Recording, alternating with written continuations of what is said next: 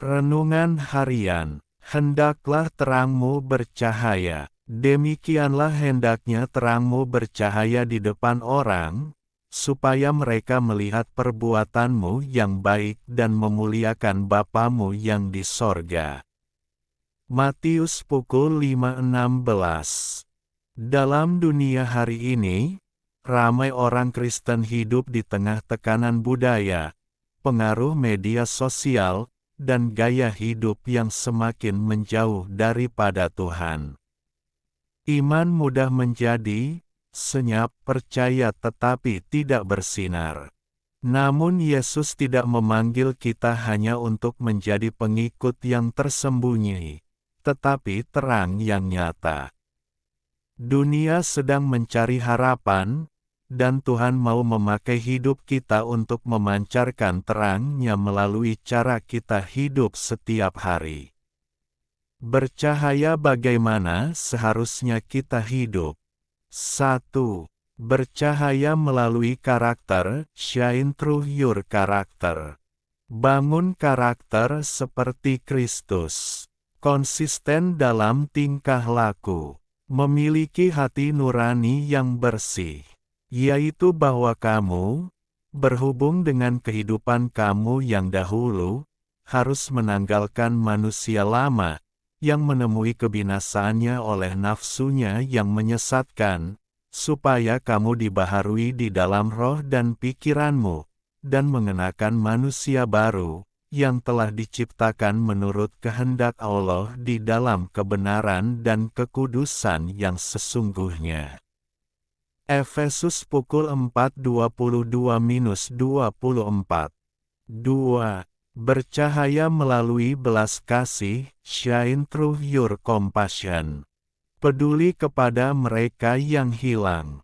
Hiburkan mereka yang menderita. Memberi kepada yang berkekurangan. Karena itu, sebagai orang-orang pilihan Allah yang dikuduskan dan dikasihinya, kenakanlah belas kasihan, kemurahan, kerendahan hati, kelemah lembutan dan kesabaran.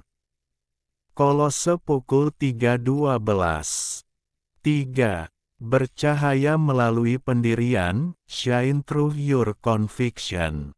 Berdiri untuk kebenaran. Mengatakan kebenaran dengan kasih.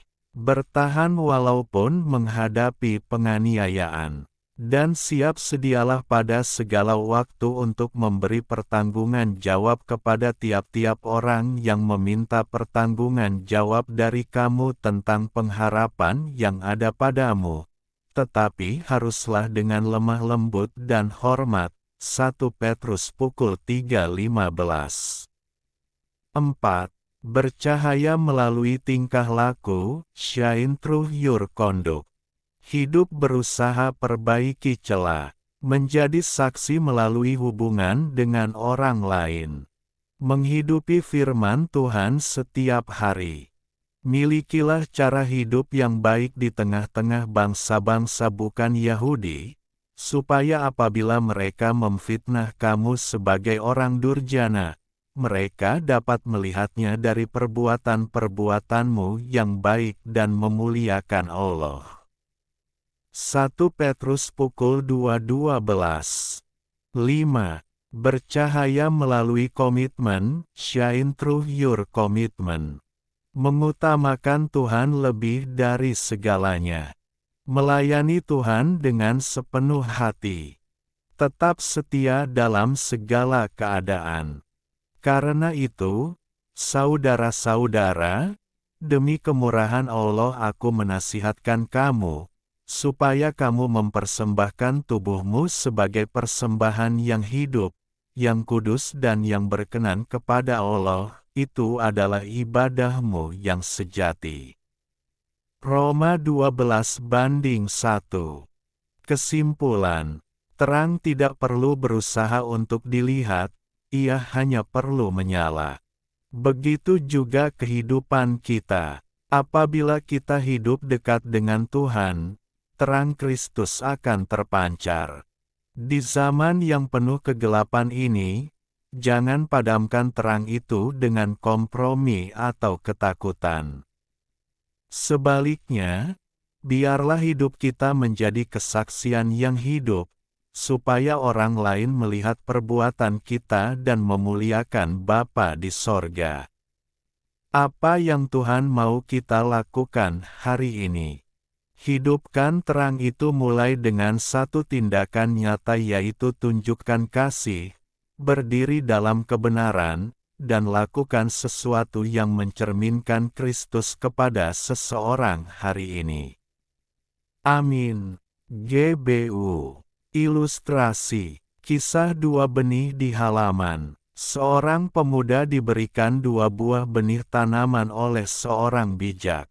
Benih pertama adalah benih bunga matahari yang besar, dan benih kedua adalah benih tanaman yang belum pernah ia lihat sebelumnya, kecil, keras, dan berwarna hitam pekat. Tanamlah keduanya dan rawatlah mereka, pesan sang bijak. Pemuda itu menuruti perintah tersebut. Hanya dalam hitungan hari, benih bunga matahari mulai bertunas. Ia tumbuh dengan cepat, batangnya kuat, dan segera mengeluarkan bunga kuning yang sangat cantik. Pemuda itu sangat bangga. Ia memamerkannya kepada setiap orang yang lewat. Namun, benih yang kedua tidak menunjukkan tanda-tanda kehidupan sama sekali. Minggu berganti bulan, pemuda itu terus menyiram tanah yang tampak mati itu. Tidak ada tunas sedikit pun yang muncul, hanya tanah hitam yang basah. Ia mulai merasa tertipu. Benih ini pasti sudah busuk, pikirnya. Suatu hari, sang bijak datang berkunjung. Pemuda itu protes. Dengan tenang sang bijak menjawabnya, "Tahukah kau apa yang sedang dilakukan benih itu di bawah sana?" "Dia tidak melakukan apa-apa, Guru. Dia hanya diam dan membuatku lelah menyiramnya," keluh si pemuda. "Salah," jawab sang bijak. "Bunga matahari itu tumbuh ke atas karena dia ingin segera pamer pada dunia. Tapi benih hitam ini adalah jenis pohon raksasa yang tidak akan muncul ke permukaan sebelum akar-akarnya menjalar sejauh 10 meter ke dalam tanah. Ia sedang membangun fondasi di dalam kegelapan. Jika ia tumbuh ke atas sekarang, ia akan segera tumbang saat badai datang karena akarnya belum siap." Benar saja. Setahun kemudian, bunga matahari itu sudah layu dan mati karena musim berganti. Namun, di tanah tempat benih kedua ditanam tiba-tiba muncul sebuah tunas kecil yang sangat kuat. Dalam beberapa tahun, tunas itu tumbuh menjadi pohon yang begitu besar dan megah. Sering kali kita merasa hidup kita stagnan.